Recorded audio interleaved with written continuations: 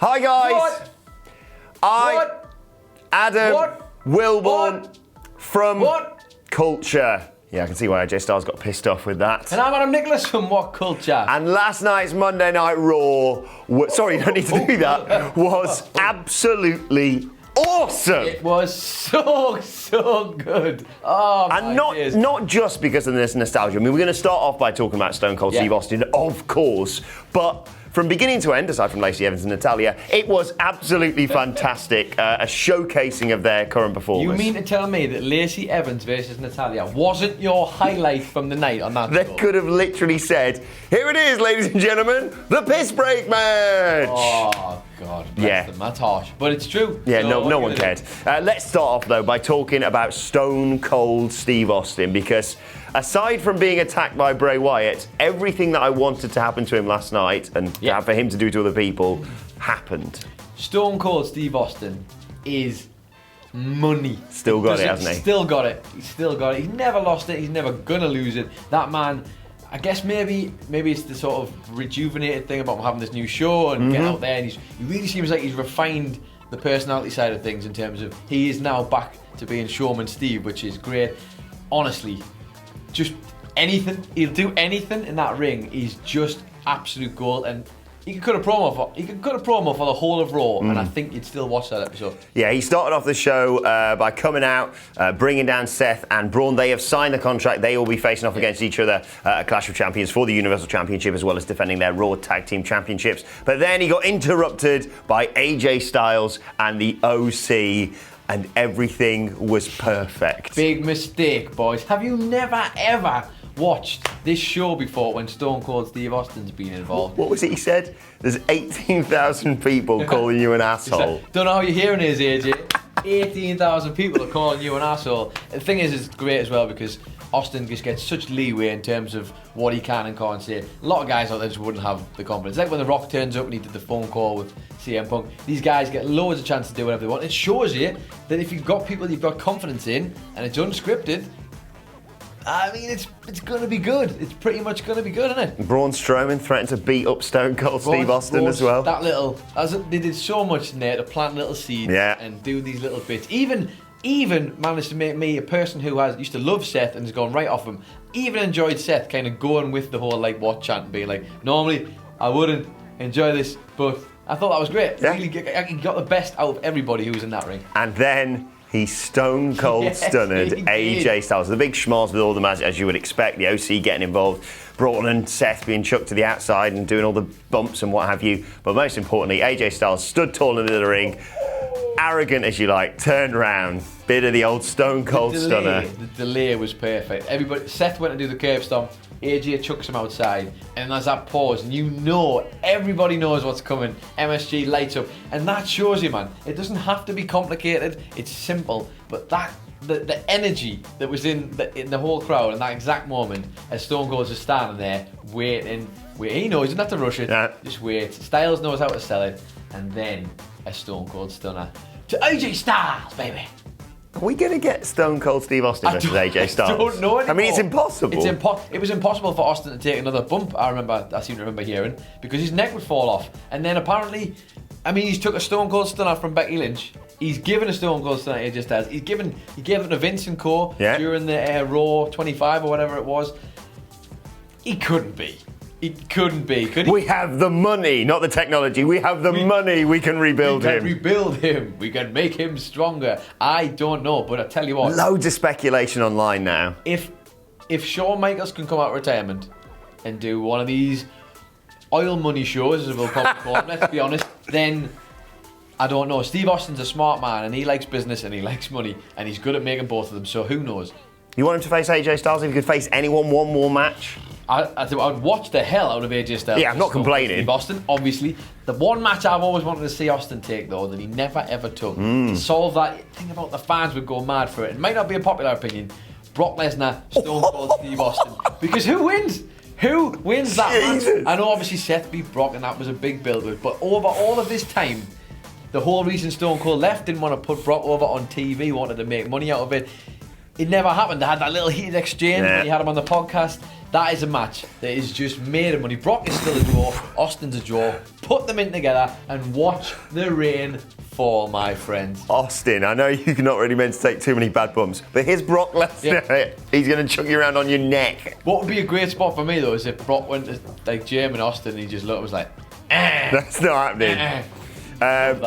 It's either that for me or one more time, Stone Cold versus The Rock. Oh, now that is an intriguing prospect, because no matter how many times you see that match, it was never bad. No. Even the one where Austin did the heel turn, I still enjoyed.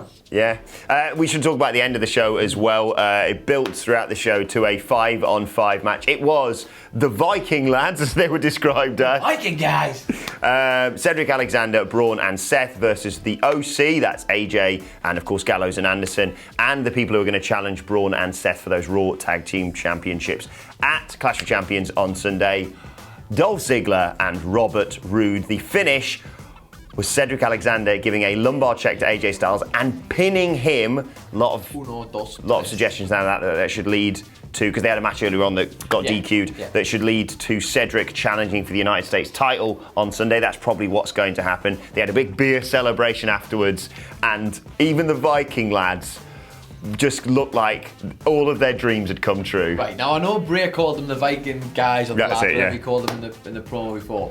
But literally, they went from being genuinely on TV, the Viking Raiders, big scary guys. The second Stone Cold gets that beer, they literally become the Viking lads. And like, it's Stone Cold with a beer! Amazing. And that's the effect he has. And think about how buzzing those guys will be. Even AJ Styles taking that Stone Cold stunner. That's got to be like a dream of every wrestler to get a stunner off Stone Cold. Shout out to, I think his name's now Ivar Hansen, who did a ridiculous flip off the top rope, or just big bump onto all the guys. That's not the only thing that happened on Raw last night, though. We had Bray Wyatt's Firefly Funhouse teasing an attack on Stone Cold Steve Austin, but I sense he may well show up tonight on SmackDown Live. More on that in the news with me and Adam Cleary a little bit later on today.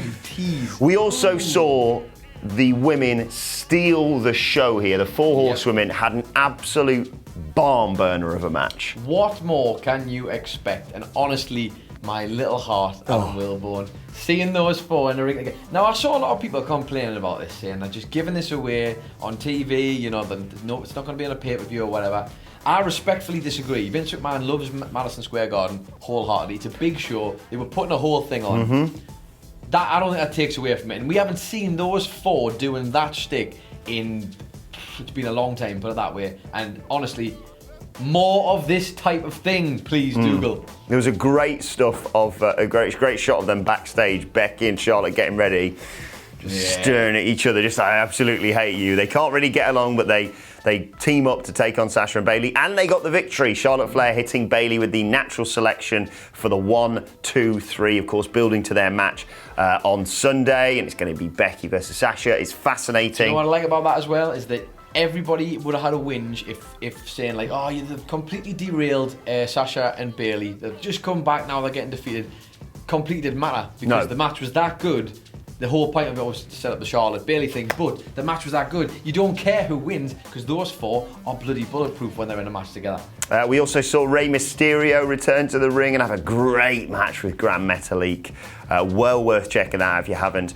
But finally, we should talk about the King of the Ring semi-final. Of course, a triple threat match between Baron Corbin, Ricochet and Samoa Joe. And we are but one match away now from crowning King Corbin. All hail King Corbin. But the thing is, this wouldn't boil piss anymore because he's just mint now. Listen, everyone else is just catching up on the facts that have been there from day numero uno. Baron Corbin is mint. It's as simple as that. He's always been good in the ring, but when he went to the main roster, the whole point of it was just do 3 moves. Just do 3 moves. You're a heel. It's going to make people boo you. It's easy to do. That lad has put the graft in, and we are now, you're seeing, they've let him be a wrestler in this tournament, which is amazing. Because let the wrestlers wrestle. Let the wrestlers wrestle, but he's class. He's genuinely class. And the whole point, as we were being told by Mr. Meltzer, was that match was supposed to make Ricochet look good, and I think that's exactly what it achieved, didn't it? Yeah, I think Joe was a great hand in there. Yeah. Obviously, no one really bought that he was going to win. Don't call people great. Oh, yeah. So, chair in the back of the head. There was a fascinating spot with he had Corbin on the outside in the coquina clutch, and then Ricochet flipped into him to break it all up. That looked a rough bump, and then. Yeah, the finish of the match, we saw Ricochet finally... I just should point out before we get to that, by the way, there was a phenomenal powerbomb by Corbin on Ricochet, who then, he grabbed his leg, flipped him up and hit him with one of the best deep sixes you will ever see. But yes, the finish, 6:30 from Ricochet onto Samoa Joe. In slides Baron Corbin, the bastard that he is. But he doesn't just chuck him out of the ring, he basically chucked him out of the bloody arena. Into the crowd you go, boy. Gets in there, 1, 2, 3, pops the crown on afterwards. This bloody curse of if you touch any of the King of the Ring stuff, you don't win. He is honestly, man, immune to that. Honestly, I think I love him. Genuinely, you know, I think everyone thought this was a bit. It's not a bit. He's that good. He's just great He's now. honestly that good. He's like, I know everybody went off him. They took him off TV for a month, and he's come back in here, and he's wandered into this tournament and just went, yeah, and what? I beat you all, and I beat you fair and square. There's nobody's. You can't even say that he hasn't beaten Ricochet and Joe fair and square, because it's a triple threat. That's the deals. Them's the breaks, kiddo. Now we are not about patter appropriation here on WhatCulture, but so I'm going to give complete credit to Michael Hamflett, one of the Dadley boys who you can hear discussing the Raw episode a little bit later on the Raw Review podcast. Well worth checking out, searching for WhatCulture Wrestling wherever you get your podcast from. He tweeted, "I am ready, willing, and gable to watch someone get their heart broken at Clash of Champions." Yeah, baby. Give him the crown already. But in summary, anyway, Raw went 316. It was amazing. Let us know your thoughts in the comment section below, and don't forget to like, share, and subscribe. And subscribe to WhatCulture Wrestling, as I said, on iTunes, Spotify, wherever you get your podcasts from, for daily wrestling podcasts. Plus, let us know your thoughts on last night's episode on Twitter at WhatCultureWWE. Watch there, follow both of us. You can follow him at It's Adam Nicholas. You can follow me at Adam Wilborn. Thank you very much for watching. Myself and Adam Cleary are going to be back a little bit later on talking all about Bray Wyatt and what we can expect on tonight's SmackDown Live. The Firefly Funhouse had developments. But for now, thank you very much for watching, and we will see you soon. Is it too early for beers? No. Hashtag all hail King Corbin. King Corbin? King Corbin!